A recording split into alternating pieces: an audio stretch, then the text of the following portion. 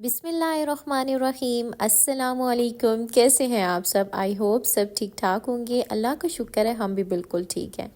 इस वक्त हो रहा है तहज्जुद का टाइम और मैं इस टाइम पे मक्का के मनाज़िर देख रही थी। कितने पुरसुकून माहौल में तवाफ़ चल रहा था, इतनी दिल को खुशी होती है।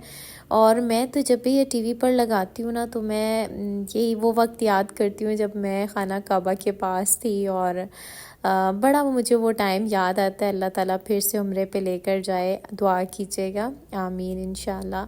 अच्छा खैर, इस टाइम पे ना तहज्जुद के लिए मैं उठी थी, मैंने नमाज़ वगैरह पढ़ी और उसके बाद ना मैं इस्तग़फ़ार की तस्बीह पढ़ रही हूँ।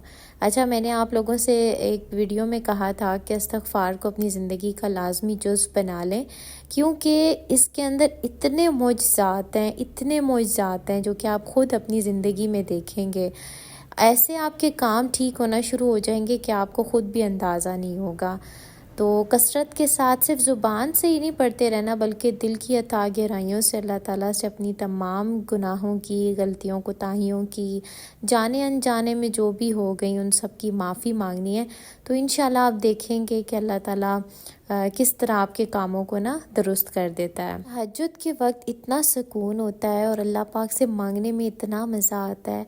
तभी तो अल्लाह पाक ने कहा है ना कि इस टाइम पे मैं 7वें आसमान पे आ जाता हूँ और मैं पुकारता हूँ कि है कोई बंदा कि जो मुझसे मांगे और मैं उसकी दुआओं को कबूल करूँ, है कोई मांगने वाला जो मुझसे मग़फ़िरत मांगे और मैं उसको बख्श दूँ। इस लम्हे में इंसान अपने आप को अल्लाह पाक के बहुत करीब महसूस करता है। अच्छा, आज ना मेरी तबीयत थोड़ी नासाज थी और वो इसलिए क्योंकि मैंने गुज़श्ता इफ्तारी में थोड़े पकोड़े और ये थोड़ा फ्राइड आइटम्स ज़्यादा खा लिए थे, जिसकी वजह से मेरा स्टमक ना डिस्टर्ब हो गया।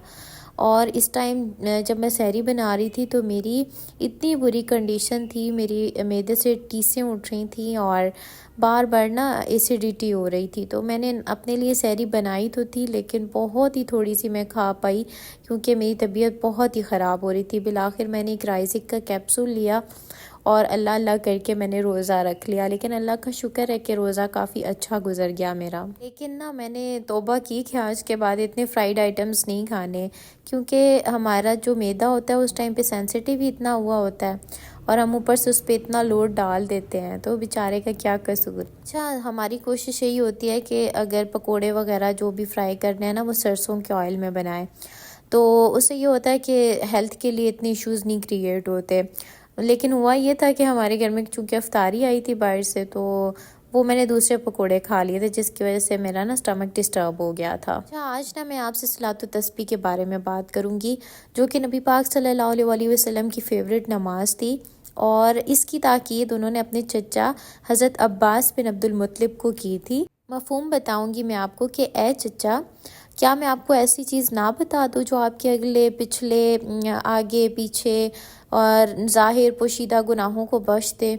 और उन्होंने फिर इन 4 रकात की जो है ना उनको ताकीद की थी। इसी तरह रिवायत में आता है कि नबी पाक सल्लल्लाहु अलैहि वसल्लम ने फरमाया, मफ़हूम है कि सलातो तस्बीह की नमाज रोज़ाना अदा करो। रोज़ाना नहीं कर सकते तो हर जुम्मे को अदा करो, हर जुम्मे को नहीं कर सकते तो साल में एक मरतबा अदा करो, और साल में एक मरतबा नहीं कर सकते तो ज़िंदगी में एक मरतबा लाजमी अदा करो। तो ये नमाज बहुत ही फ़ेवरेट है नबी पाक सल्लल्लाहु अलैहि वसल्लम की, और इसकी रीज़न ये है कि इसमें अल्लाह ताला की तारीफ़ जो है ना वो बयान हो रही है। तो तीसरा कलमा तो आप सबको आता होगा कि जिसकी तस्बीह है कि सुब्हानल्लाहि वल्हम्दुलिल्लाहि वला इलाहा इल्लल्लाहु वल्लाहु अकबर वला हौला वला कुव्वता इल्ला बिल्लाहिल अलिय्यिल अज़ीम। तो 4 रकत की आपने नियत करनी होती है, कोई मुश्किल काम नहीं है। तो पहली रकत में जिस तरह आप सना पढ़ते हैं, यानी कि सुबहानक अल्लाहुम्मा, ये पढ़ें और इसके बाद 15 मरतबा तीसरा कलमा पढ़ लें, जो कि अभी मैंने आपको बताया था। उसके बाद सूरह फातिहा और कोई सूरत पढ़ के उसके बाद फिर आपने 10 मरतबा पढ़नी है। 10 मरतबा पढ़ने के बाद आप रुकू में जाएंगे। रुकू में आपने सुबहान रब्बियल अज़ीम जो आप तस्बीह पढ़ते हैं रुकू की वो पढ़ें। उसके बाद 10 मरतबा फिर से तीसरा कलमा पढ़ें। फिर आप सीधे जब कोमा की हालत में खड़े हो जाते हैं, जब आप कहते हैं कि समी अल्लाहु लिमन हमीदा, तो ये वाली तस्बीह पढ़ने के बाद फिर आपने 10 मरतबा तीसरा कलमा पढ़ना है। پھر آپ جب نیچے سجدے میں جائیں گے تو سجدے کی حالت میں 10 مرتبہ پڑھنا ہے، لیکن پہلے سبحان ربی الاعلیٰ 3 دفعہ پڑھ کے پھر آپ نے 10 مرتبہ پڑھنا ہے۔ پھر آپ سیدھا جلسے میں جب بیٹھتے ہیں تب آپ نے 10 مرتبہ پڑھنا ہے، پھر جب سجدے میں جائیں گے تو پھر 10 مرتبہ آپ نے پڑھنا ہے سبحان ربی الاعلیٰ کے بعد، ٹھیک ہے۔ پھر آپ اسی طرح کھڑے ہو جائیں گے اور اگلی رکعت پڑھیں گے۔ ایک رکعت میں 75 مرتبہ آپ نے پڑھنی ہوتی ہے۔ تو یاد رکھنے کے لیے اول تو آپ جب اپنی توجہ رکھیں گے تو انشاءاللہ نہیں بھولے گا، لیکن اگر کسی کو ایشو ہو، نہ یاد رہتا ہو، تو وہ اپنے ہاتھوں کی انگلیوں کے پوروں کو ہلکا سا بس دبا لیں، یعنی کہ ہاتھ کے اوپر جب آپ نے ہاتھ رکھا ہوتا ہے نا تو ہلکا سا جس انگلی پہ پڑھتے جائیں اس طرح کاؤنٹنگ جو ہے نا ہلکا ہلکا دباتے ہوئے ذہن میں رکھتے جائیں۔ بہت ہی آسان ہے، یعنی آپ ایک مرتبہ جب پڑھیں گے نا تو آپ کو خود احساس ہوگا کہ بہت ہی ایزی ہے۔ اچھا، صلاۃ و تسبیح کی جماعت جو ہے نا وہ مکروہ تحریمی ہے، یعنی کہ ہر انسان کو چاہیے کہ وہ خود اس کو سیکھ کے پڑھے، یعنی علماء یہاں تک کہتے ہیں کہ اگر آپ کو نہیں آتی تو آپ دیگر اذکار کرتے رہیں اور اس کو پہلے سیکھیں اور خود پڑھیں، اور جب آپ پڑھنا شروع کر دیں گے نا تو پھر آپ کو مشکل نہیں لگے گی۔ تو جماعت کو جو ہے وہ اگر آپ سیکھنا چاہتے ہیں تو 1-2 دفعہ اس طرح سے سیکھ لیں، لیکن اس کے بعد اپنا معمول یہی بنائیں کہ آپ اپنی انفرادی جو ہے صلاۃ و تسبیح پڑھیں اور آپ کو بہت مزہ آئے گا۔ میری تو کوشش یہی ہے کہ میں ڈیلی پڑھ لوں۔ یہ ہوتا ہے نا کہ ظہر کے بعد انسان تھوڑا بیزی ہو جاتا ہے اس ٹائم پہ، چونکہ کھانے وغیرہ کی بھی تیاری کرنی ہوتی ہے، تو صبح کے ٹائم پہ یا پھر تراویح سے پہلے اگر آپ پڑھ سکتے ہیں۔ عموماً ویسے ہمت تو نہیں ہوتی تراویح سے پہلے پڑھنے کی، کیونکہ افطاری کے بعد بہت ہی بندہ نا غنودگی محسوس کرتا ہے، تو جو ٹائم آپ کو سوٹ کرتا ہے تہجد میں آپ پڑھ لیں، یعنی کہ یہ نماز آپ مکروہ اوقات کے علاوہ کسی بھی وقت جو ہے پڑھ سکتے ہیں، آپ اس کے لیے کوئی اسپیسیفک ٹائم نہیں ہے۔ تہجد کے وقت اگر آپ پڑھیں گے نا تو اس کا فائدہ یہ ہے کہ اللہ تعالیٰ بہت ہی قریب ہوتے ہیں، اپنی تسبیح سنیں گے تو آپ کو کتنے پیار بھری نظر سے دیکھیں گے نا۔ تو رمضان میں تو ویسے بھی ہر نماز کا ثواب ڈبل ہو جاتا ہے، فرض نمازوں کا ڈبل ہو جاتا ہے، اور نفل نماز کا ثواب فرض کے برابر پہنچ جاتا ہے، تو پھر تو سونے پہ سہاگا ہے اگر آپ تہجد کے وقت یا کسی بھی وقت اس کو پڑھنے کی روٹین بنا لیں۔ خیر، آج میں نے مٹر آلو بنائے تھے اور اپنے لیے میں نے چاول بوائل کیے تھے اپنے معدے کی وجہ سے۔ افطار کے بعد میں نے جلدی سے پہلے سارا کچن سمیٹا، اور اس کو سمیٹنے میں مجھے نا تھوڑا ٹائم لگ جاتا ہے کیونکہ میں بہت ہی ڈیپ صفائی کرتی ہوں۔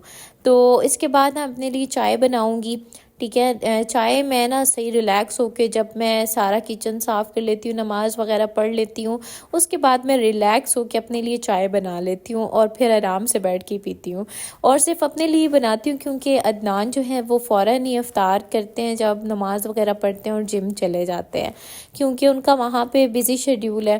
تو میں پھر نا جب سارے کام ختم کر لیتی ہوں تو اپنے لیے بنا لیتی ہوں چائے اور سکون سے بیٹھ کے پیتی ہوں، اس کے بعد پھر تراویح وغیرہ پڑھتی ہوں۔ ایک اور بات جو میں آپ سے کہنا چاہوں گی وہ یہ ہے کہ رمضان میں قرآن پاک کی سپیڈ نہ لگائیں کہ میں نے 1 قرآن 2 قرآن 3 قرآن 4 قرآن پڑھنے ہیں، ایک دوسرے سے آگے نکلنا ہے، نہیں۔ بے شک ثواب ہے تلاوت کا، یعنی کہ روایت میں آتا ہے کہ الف لام میم جو ہے 3 حرف ہیں، اور اس صرف الف لام میم پڑھنے پر آپ کو 30 نیکیاں مل جاتی ہیں، یعنی آپ جتنا پڑھیں گے آپ کو اتنا ثواب ملے گا۔ لیکن اللہ پاک کو پسند پتہ ہے کیا ہے؟ کہ آپ اس کو سمجھ کر پڑھیں کہ اللہ تعالیٰ آپ سے بات کیا کر رہے ہیں، اور حقیقی فائدہ تو آپ کو تبھی حاصل ہوگا نا۔ ایک واقعہ سناتی ہوں کہ ایک مالکن اپنی نوکرانی کو کاموں کی لسٹ دے کر گئی اور کہا کہ جب میں بازار سے آؤں تو یہ سارے کام ہوئے ہوئے ہوں۔ جب مالکن واپس آتی ہے تو دیکھتی ہے کہ سنک جو ہے برتنوں سے بھرا ہوا ہے، کپڑے باہر بکھرے پڑے ہیں، گھر کا فرش گندا ہے، تو وہ نوکرانی سے پوچھتی ہے کہ تمہیں میں اتنی بڑی لسٹ دے کے گئی تھی، تم نے کیوں نہیں کام کیا؟ وہ کہتی میں نے اس کو چوما، میں نے اس کو سر پہ رکھا، اس جو آپ مجھے دے کے گئی ہیں نا یہ کاغذ، میں نے اس کا بڑا ادب کیا۔ تو اس مالکن کے غصے کا آپ کے خیال میں کیا عالم ہوگا نا؟ تو اسے غصہ آئے گا کہ پیار آئے گا؟ تو یہی دیکھیں معاملہ ہم نے اپنے قرآن پاک کے ساتھ بھی کیا ہوا ہے کہ ہم اسے بس عزت دیتے ہیں لیکن اس پر عمل نہیں کرتے۔ تو آج سے اس کو سمجھ کر پڑھنا ہے۔ تو ویڈیو کو مست لائک کیجیے گا اور چینل کو سبسکرائب بھی کیجیے گا، آپ لوگوں کی طرف سے بہت سارا پیار ہوتا ہے، دعاؤں میں یاد رکھیے گا۔ اگلی ویڈیو میں ملیں گے، اللہ حافظ۔